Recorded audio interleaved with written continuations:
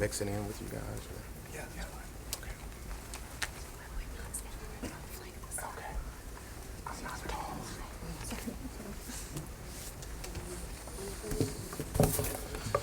Good afternoon to everybody, and I appreciate everybody coming in to cover what I consider to be a very, very important story. I'm here to discuss the details surrounding the attempt murder of our deputy, Samuel Aispuro, who was shot in the line of duty yesterday in the city of West Covina while he was on a police motorcycle in his full police uniform. Detectives from the Los Angeles County Sheriff's Department Homicide Bureau quickly responded to the scene last night and started their investigation. Homicide detectives worked throughout the night to process the scene, collect evidence, and canvass the area for surveillance, video, and potential witnesses. During the course of their investigation, homicide detectives learned that officers from the California Highway Patrol Border Division arrested Raimundo Duran, a 47-year-old Hispanic male on suspicion of drunk driving and weapons possession charge. He was booked into the San Diego County Sheriff's Jail. Raimundo Duran was detained by the officers of the CHP San Onofre Inspection Facility in San Diego County. During their investigation, the California Highway Patrol officers retrieved a firearm from Raimundo Duran's vehicle. He was discovered parked at a location in a 2008 silver Toyota Camry 4-door. Homicide detectives responded to San Diego County Sheriff's Jail and interviewed Raimundo. Based on statements obtained from Raimundo Duran, surveillance footage retrieved from the shooting scene in the city of West Covina, witness statements obtained by homicide detectives, and the firearm recovered by the California Highway Patrol officers, our detectives strongly believe that Raimundo Duran is the suspect involved in the shooting of our deputy in the city of West Covina. There is no evidence at this time that suggests that there are additional suspects outstanding or that may have been engaged in the shooting of our deputy. As you see, I'm surrounded by a lot of folks.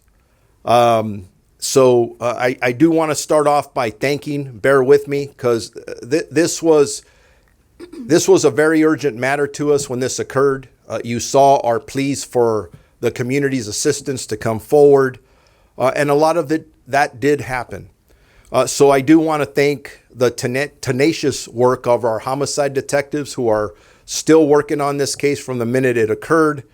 Our body-worn unit camera, who usually responds out to scenes to canvas for video. As you know, a lot of things are on video in this day and age.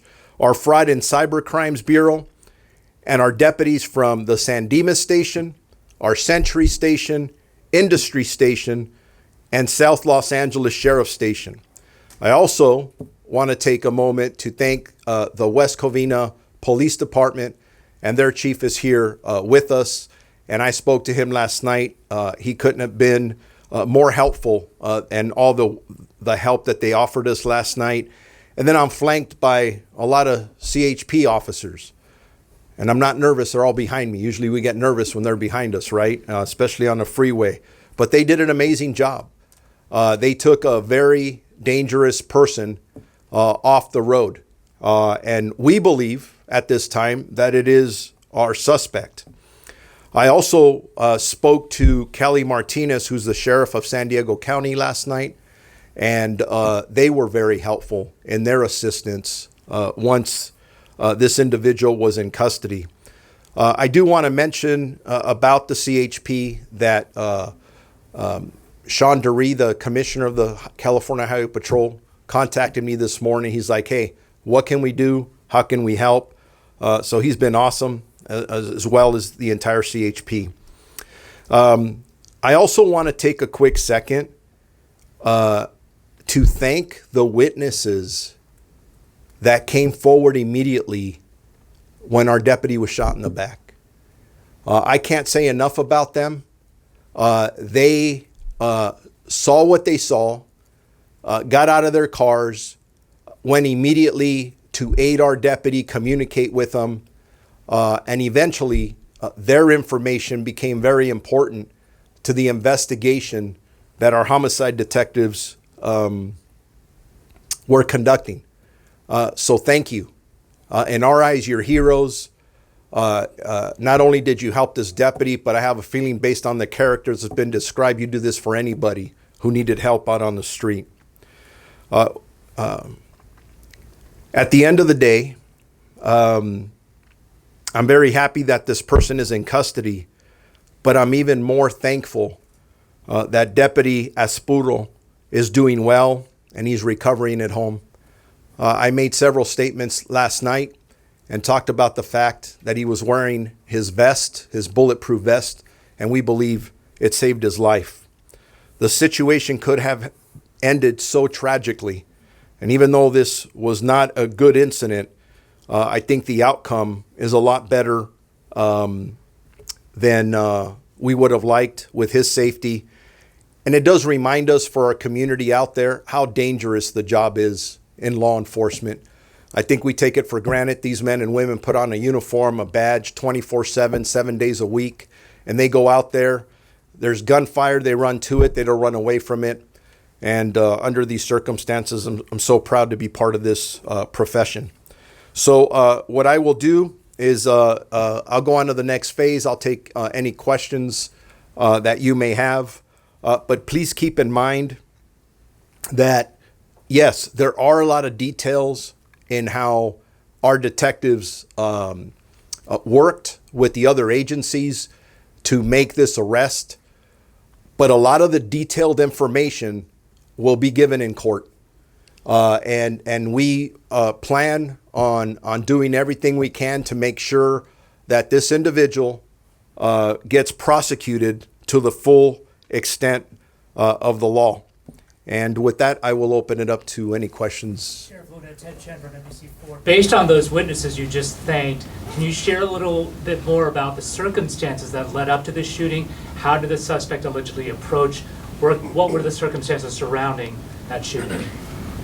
All excellent questions, and those are all details that we're still in the process of making sure that we're getting them from one place, corroborating it with video, and at the end of the day, all this information will be provided to the district attorney's office when they are considering for filing for this case. So at that time, all that information will come out. Can you share more about Mr. Duran's background? I can tell you this, that he has a very extensive criminal history, a very violent criminal history, and that will be part of us, the consideration we're hoping that when we file this case, because at the end of the day, this man was armed with a firearm. He had no business having a firearm in his possession with his criminal history. Sheriff, can you detail that criminal history just a little bit for us, please, and give us some maybe examples of things from his past?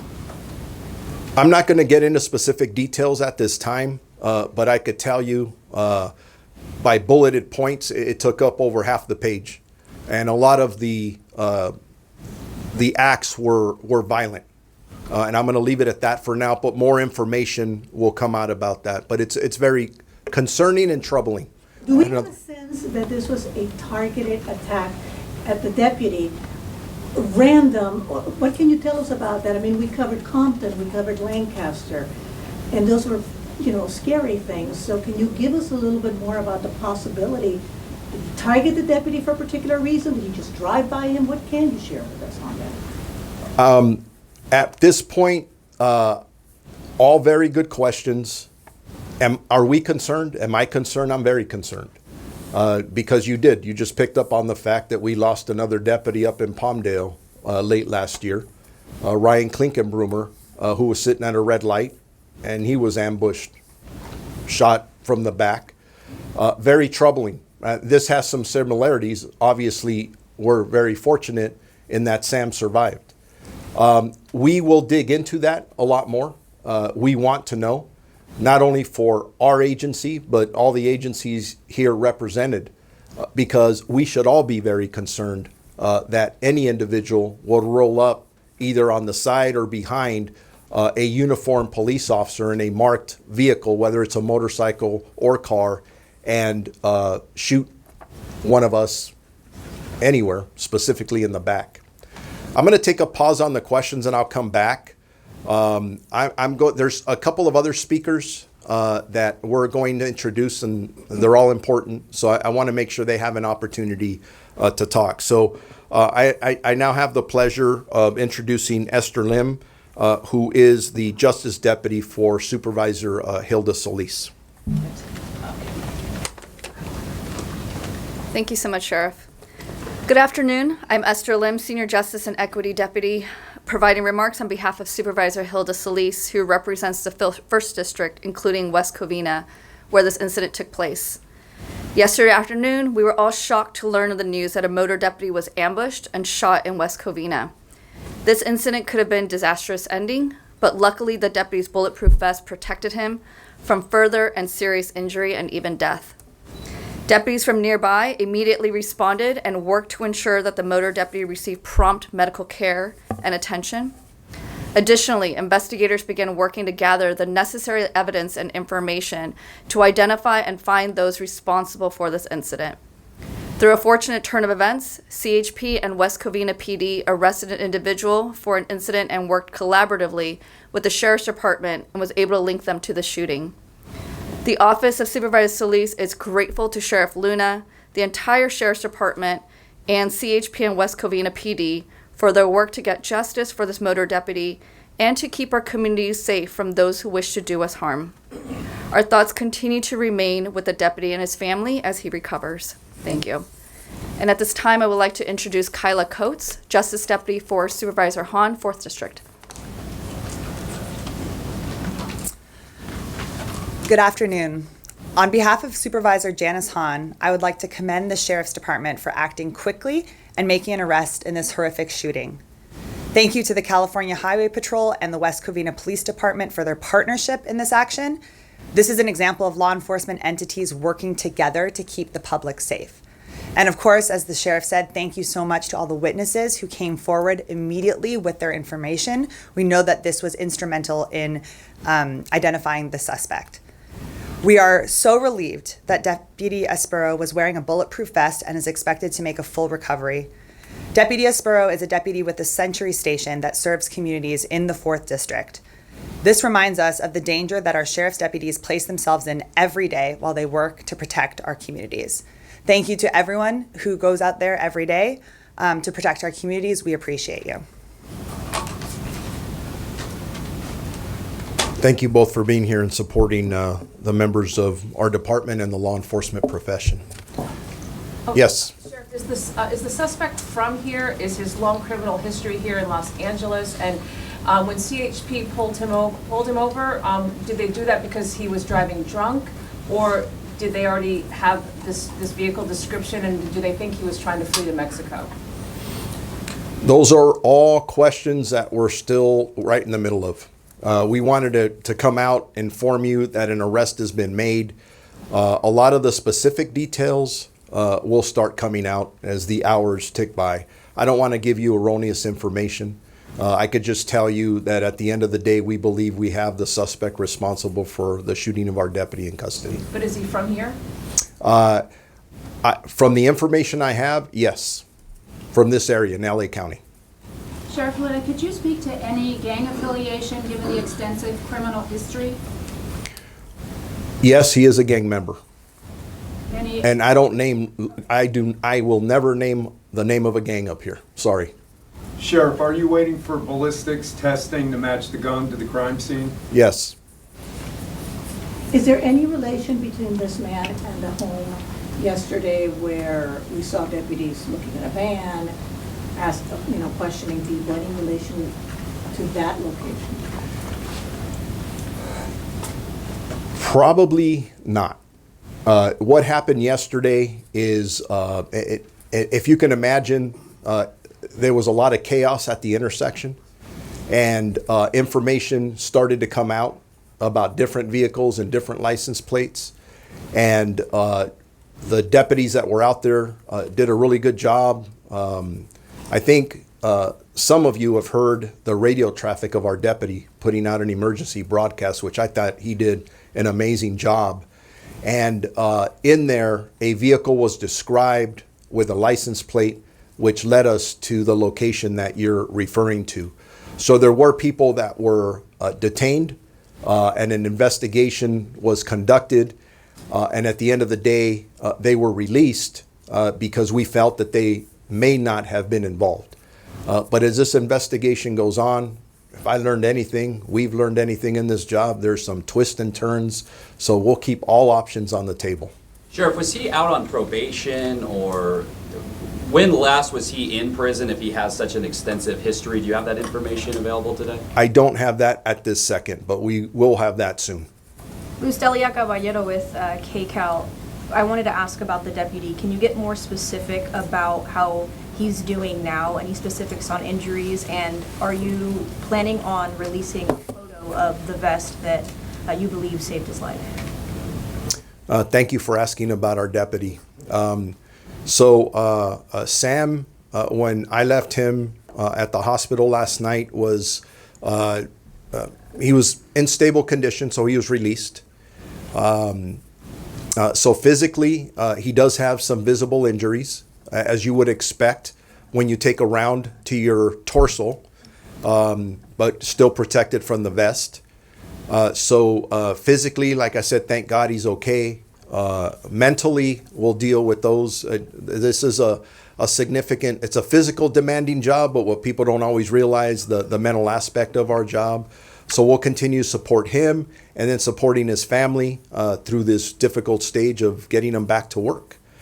In regards to releasing pictures, I haven't thought about that. I don't see why we wouldn't in the near future. That vest saved our deputy's life. So I don't think there's anything wrong with releasing the video, but that will be up to the homicide investigators. As much as I want to share and the excellent questions that are coming up for our community, please make no mistake about this. Our next priority is to get this individual prosecuted to the full extent of the law. And in order to do that, any evidence or any facts will be presented in court so that we are doing that at the right time for that purpose. Sheriff Luna, could you just clarify though how CHP made the arrest? I mean, was he driving, or was he a drunk driver that they saw and they pulled him over? Can you elaborate on that just a little bit? He was arrested for drunk driving. Okay. If you want to elaborate on any of that, you're welcome to, but we could just leave it at he was arrested for drunk driving. And then it turned out later that they realized it was the same guy? Eventually, there was a lot of really good detective work, coordination and communication, and we started to connect all the dots. Arrested where in San Diego County? At the San Onofre way station down on off the 5 freeway in that area. Okay, I think we're good. Thank you guys for covering this story, and appreciate your efforts last night and today. Very instrumental, so thank you for that team effort. Thank you, Sheriff. All right.